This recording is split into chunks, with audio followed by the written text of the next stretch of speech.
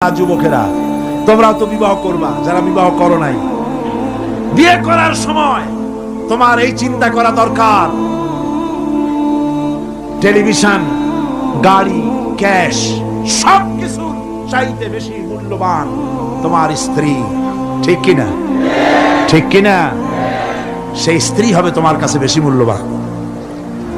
দাবি করে কিছু নিতে পারবা না।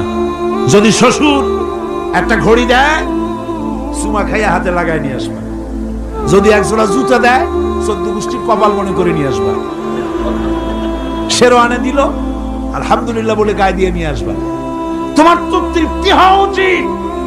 আমার শ্বশুর, আমার শাশুড়ি, তার 18 বছর, 20 বছর, 22 বছরের কলিজার নিংড়ানো স্নেহকে উজাড় করে দিয়ে তার কলিজার টুকরা মেয়েটাকেই তো দিয়ে দিয়েছে আমাকে।